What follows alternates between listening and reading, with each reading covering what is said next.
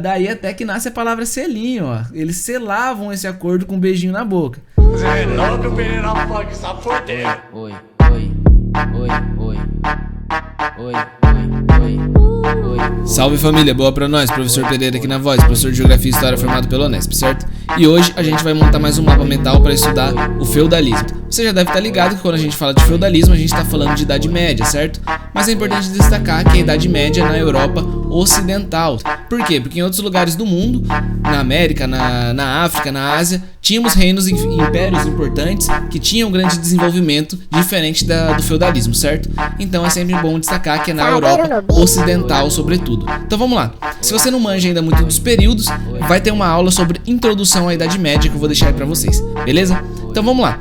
Vamos começar aí com uma pergunta. Como surge o feudalismo?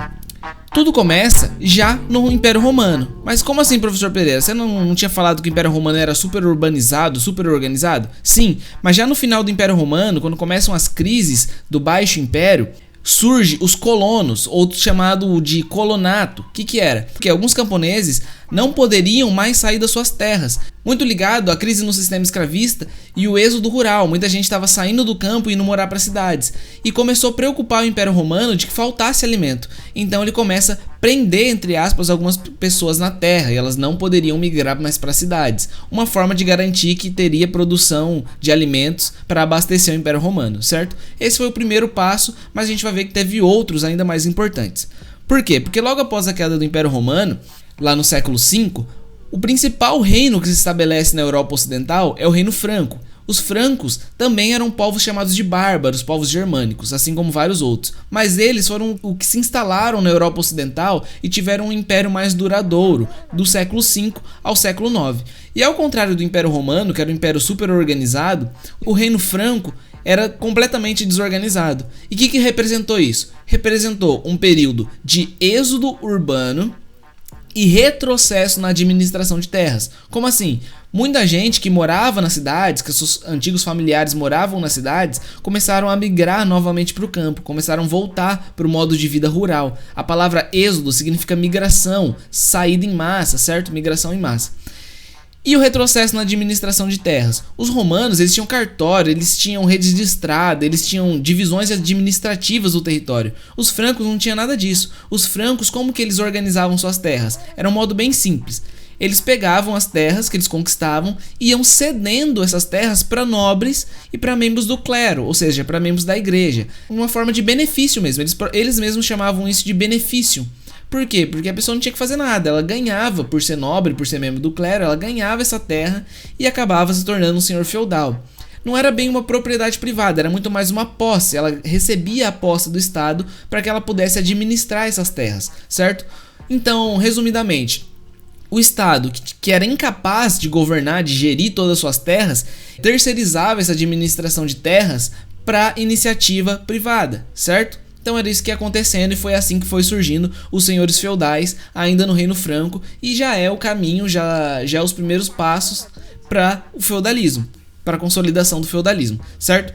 Bom, o feudalismo então ele vai se consolidando assim em um processo bem lento, certo? Que vai demorar aí muitos anos, centenas de anos. Já dá para dizer que o feudalismo já estava bem consolidado ali a partir do século VIII, mais ou menos, ou seja, a partir do ano 700, ano 800, mais ou menos. Mas ele só vai atingir seu ápice lá no século X, ou seja, 500 anos depois da queda do Império Romano. Então não é assim, caiu o Império Romano e já tem feudalismo. Não, é um processo lento. Bom, por que lá no século X que eles vão atingir seu ápice? Porque o Reino Franco, eles caem mais ou menos ali no século IX. E após a queda do Reino Franco, aí sim o feudalismo está completamente consolidado e completamente independente, completamente autônomo. Porque quando existia o feudalismo e existia o Reino Franco ainda, de certo modo, os senhores feudais que recebiam o benefício da terra, eles eram submissos ao rei de Franco. Então ainda existia uma pequena centralidade. Após a queda do Reino Franco, a gente já não tem mais centralidade nenhuma, e aí sim é o ápice, é o auge, o apogeu do feudalismo, certo? Bom, Por fim, a gente tem que destacar que o feudalismo é marcado por invasões, e até por isso que vão surgir os castelos e tudo mais, certo? Então, invasões de povos magiares, invasão de povos árabes e até mesmo de vikings vai colaborar ainda mais para que cada feudo fique separado uns dos outros, fique isolado uns dos outros e construam castelos para se proteger e etc, certo? Então é assim que vai surgindo o feudalismo num processo bem lento, beleza? Então vamos lá, vamos para o nosso próximo ponto. Já entendemos como surgiu, agora vamos entender as características principais do feudalismo, certo? Então vamos lá. Primeira delas, sociedade rural. A gente já viu que foi marcada por um processo de êxodo urbano, ou seja, as pessoas estavam saindo das cidades, migrando das cidades para o campo, migrando do meio urbano para o meio rural. Então foi marcada como uma sociedade rural, certo? Além disso, tinha ausência de comércio. Por que ausência de comércio? Primeiro, porque eles tinham medo de invasões, que os invasores tomassem e saqueassem as cargas. E segundo, porque os árabes controlavam as rotas comerciais nesse momento do Mar Mediterrâneo. Então os árabes eram um grande império que controlava as rotas comerciais e não deixavam que a Europa Ocidental desenvolvesse um comércio efetivo, certo? Vou deixar também aula sobre os árabes, beleza? Bom, terceiro ponto. Eles tinham uma economia autossuficiente, também chamada de economia localista. O que é isso? Economia autossuficiente é que eles produziam tudo o que eles queriam consumir, certo? Como não tinha comércio, não tinha como eles comprar coisas de outros lugares, certo? Então tudo que eles fossem consumir, seja de alimentos, seja de ferramentas, de utensílios, eles tinham que produzir no próprio local que eles viviam. Então a gente chama isso de localista ou economia autossuficiente. Se eles queriam comer o pepino, eles plantavam pepino. Se eles queriam comer o repolho, eles plantavam repolho e etc, certo? Não tinha trocas entre regiões diferentes. As trocas que aconteciam era apenas dentro do mesmo feudo. Então dentro do mesmo feudo acontecia de uma família que produz pepino trocar com a família que produz repolho. Mas mesmo assim, essas trocas eram trocas sem moeda. Trocas amonetárias, ou seja, ausência de moeda, que a gente chama também de escambo. Como a gente está vendo aqui, as moedas não eram comuns no feudalismo. Até acontecia num lugar ou outro, mas de modo geral a gente tinha a ausência de comércio e a ausência de moeda. As trocas dentro do feudo aconteciam de produto por produto, certo? Bom, próximo ponto. O feudalismo também é marcado pelo baixo desenvolvimento, certo? Como assim baixo desenvolvimento? Não houve grandes realizações, não houve grandes descobertas, grandes invenções nesse período. E por quê? O povo dessa época eles eram mais burros do que os anteriores? Não, nada disso. É muito porque o trabalho era um trabalho servil, e a gente vem aqui no próximo ponto. Era servos que era a base do trabalho. E se eles desenvolvessem algo a mais, algo a menos, para eles não mudaria. Eles não teriam nenhuma ascensão social a isso. Então eles não tinham incentivo para ter desenvolvimento. Não tinha incentivo para desenvolver ferramentas novas. E é por isso que foi um período marcado aí por baixo desenvolvimento científico, intelectual, certo? Então está muito ligado ao trabalho servil. E por que a gente chama de trabalho servil, o trabalho de servos na Idade Média, no feudalismo? A gente já chega lá no nosso próximo assunto, certo? Mas vamos agora para o próximo ponto, beleza? Bom, próximo ponto. A sociedade era uma sociedade estamental. Como assim sociedade estamental? Existia impossibilidade de ascensão social. Então a sociedade fica do jeito que está. Sempre fica do jeito que está. Por isso a gente chama de estamental. Do jeito que tá, fica. Então quem era filho de servo, provavelmente seria a vida toda dele servo. Quem nascesse de uma família de nobres, seria a vida toda nobre. Então existia a impossibilidade de ascensão social, de mudar de classe social, certo? E isso, claro, de modo geral. Acontecia uma vez ou outra que isso podia mudar, mas era raríssimo, certo? Bom, e por fim, era muito fortemente marcada pela religiosidade católica, certo?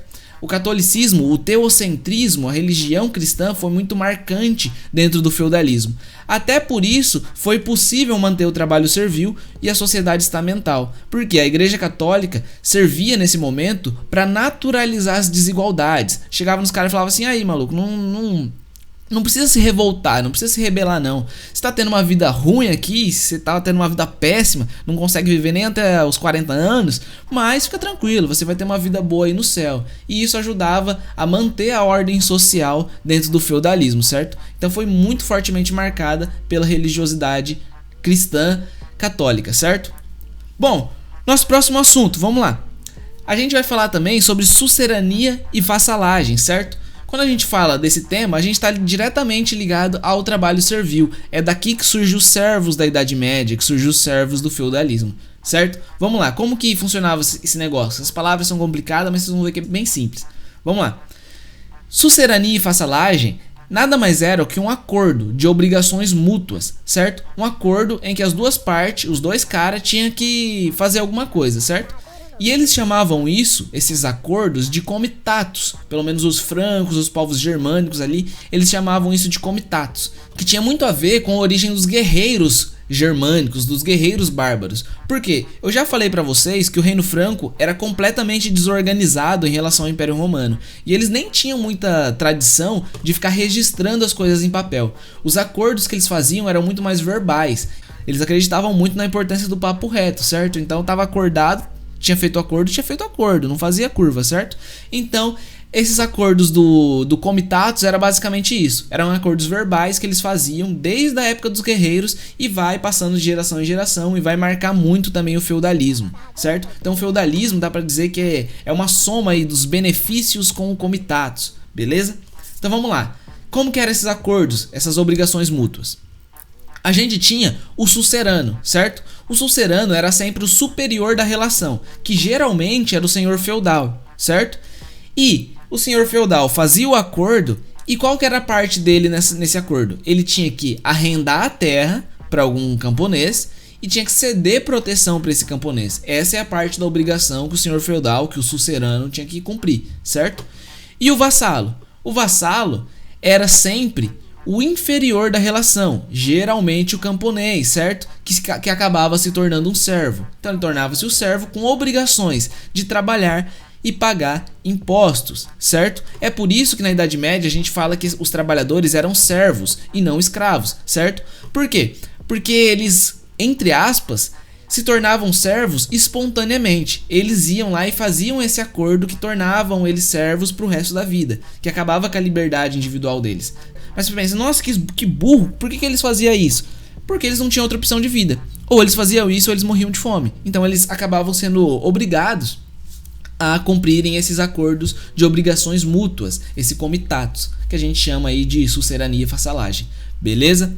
Por que eu disse que geralmente era o senhor feudal e geralmente era o camponês? Porque acontecia também o processo de benefício de o senhor feudal ser vassalo de outro senhor feudal ainda maior. Acontecia também. Ou o senhor feudal ser vassalo do rei, quando existiu o reino franco ainda, certo? Então geralmente quando a gente fala de feudalismo, sucerano é o senhor feudal, vassalo é o camponês, mas nem sempre, beleza?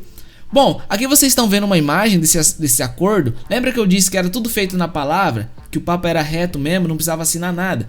E acontecia uma espécie de ritual. O senhor feudal geralmente ficava sentadão ali, o camponês chegava, ajoelhava diante dele, prometia que ia cumprir as obrigações, e eles selavam esse acordo com um aperto de mão e geralmente até mesmo com um beijinho na boca. É, um beijinho na boca mesmo. Daí até que nasce a palavra selinho, ó. Eles selavam esse acordo com um beijinho na boca. Isso mesmo, certo? Então era assim que era firmado o acordo de sucerania e vassalagem, beleza? Bom, então vamos para o nosso próximo ponto, nosso próximo assunto, que são as obrigações. A gente viu aqui que eles tinham que trabalhar e pagar impostos, e essas eram algumas das obrigações. Vamos destacar algumas mais importantes, certo? Entre as obrigações mais importantes, a gente tinha a chamada talha. Os camponeses eram obrigados a ceder parte da sua produção. Tudo que eles produziam, tudo que eles plantavam e colhiam, eles tinham que devolver para o senhor feudal como forma de impostos, por eles terem arrendado a terra. Era a forma deles pagar esse arrendamento de terras, certo? Tinha outro imposto também que era chamado de corvéia. A corvéia era o seguinte, eles tinham que trabalhar vários dias na semana a mando do senhor feudal. Então nem todo dia ele poderia trabalhar na sua própria terra arrendada. Quando o senhor feudal precisava, por exemplo, construir uma ponte, construir alguma coisa, ou mesmo trabalhar numa plantação exclusiva do senhor feudal, os camponeses, em alguns dias da semana, 3 a 4 dias da semana, eles eram obrigados a ir trabalhar a mando do senhor feudal no que ele mandasse. A gente considera servo até por isso, porque eles não tinham nem liberdade de escolher o seu trabalho todos os dias, certo? Bom, outro imposto a gente chama de banalidades. As banalidades eram um tributo que eles pagavam, era um imposto que eles pagavam pela utilização de ferramentas que eram de posse do senhor feudal, como por exemplo o arado que vocês estão vendo aí, mas também o moinho que era usado para moer os grãos, o lagar, o celeiro ou outras ferramentas que eram de propriedade do senhor feudal, e ele emprestava, vamos dizer assim, entre aspas, em troca de pagamento de impostos, certo? Que eram chamados de banalidades. Tínhamos também um imposto que era chamado Tostão de Pedro, que era um imposto pago à igreja. Geralmente dentro dos feudos tinha sempre uma capelinha ali, e eles pagavam impostos para a igreja, para a manutenção dos templos e também para a manutenção do clero, certo? E aí a gente tinha vários outros impostos. Tinha imposto que era pago quando casava, tinha imposto que era pago por cada membro da família, pelo número de pessoas, tinha imposto que era pago quando uma posse de terras arrendava, passava de um pai para o filho, tinha imposto à vontade, certo? Mas esses são os principais, beleza? E aí a gente já vai para o nosso quarto ponto, que é as terras. Como funcionava a divisão de terras dentro do feudo? Bom, a gente tinha o manso senhorial, ou as terras senhoriais, que era terra de propriedade, de posse do senhor feudal, certo? Eram as melhores terras e geralmente tinha um castelinho ali. Por que nos feudalismos a gente tinha os castelos? Claro, tinha um elemento ali de ostentação, certo? Os caras queriam mostrar que eles eram diferenciados, que eles eram poderosos. Mas também estava muito marcada com aquelas invasões que a gente falou lá no começo da aula, certo? As invasões que aconteciam forçavam que no feudalismo tivesse algum abrigo forte que pudesse proteger as riquezas do feudo. Não que fossem muitas, mas as riquezas do feudo, certo? Também a gente tinha o manso servil, ou as terras dos servos, que eram as terras arrendadas pelos servos e eram divididas em lotes. Cada família ali tinha seu pequeno lote. E esses pequenos lotes, eles costumavam ser as terras piores, já que as terras do senhor eram as terras melhores. E também a gente tinha as terras comunais, ou os mansos comunais, que eram compostos de pastos para quem criava animais, ou bosques onde eles poderiam colher algumas frutas, que não era nem arrendada, nem era uma propriedade exclusiva ali do senhor feudal e todos poderiam ali utilizá-la de alguma maneira, certo? Então essa é a divisão de terras do feudalismo, beleza? Bom, e por fim a gente fala aqui ainda do declínio do feudalismo. Vamos lá, como que marca esse declínio? O declínio do feudalismo é bem parecido com a sua ascensão, bem parecido como surge, lento, muito lento. A gente viu que o feudalismo começa a se formar a partir da queda do Império Romano, no século V, e só vai se consolidar, só vai chegar no seu ápice no século X. São 500 anos de processo para o ápice do feudalismo, certo? Para o declínio é a mesma coisa, são 500 anos de declínio. Do século X ao século XV vai marcar um declínio lento do feudalismo na Europa. É por isso que quando a gente fala de feudalismo, a gente está falando de toda a Idade Média na Europa Ocidental, certo? E vai ser marcado esse declínio por alguns movimentos, por algumas coisas que começam a acontecer nesse período final da Idade Média, nesse período que a gente chama de Baixa Idade Média. Lembrando, vai ter aula aí sobre os períodos, certo? Nesse final, nessa Baixa Idade Média, surge uma nova classe social, que é a burguesia, vai acontecer as cruzadas, vai haver o retorno do comércio, o renascimento das cidades. Então todo esse processo ao longo de 500 anos vão marcando aí o fim do feudalismo, certo? A gente continua então aí na nossa próxima aula justamente sobre a Baixa Idade Média, falando da burguesia, das cruzadas, do renascimento comercial e urbano, certo? Então é isso. Sobre o feudalismo foi isso, espero que vocês tenham pegado a visão, absorvido legal aí, certo? E aquele papo, né? Se eu ajudei sua caminhada, fortalece o correio também, se inscreve no canal, ativa o sino, curte, compartilha, faz aquele pix lá de R$1 pra eu estar ajudando o canal, certo? E é isso, família, a gente fica por aí, aquele abraço, fica com Deus e progresso pra nós.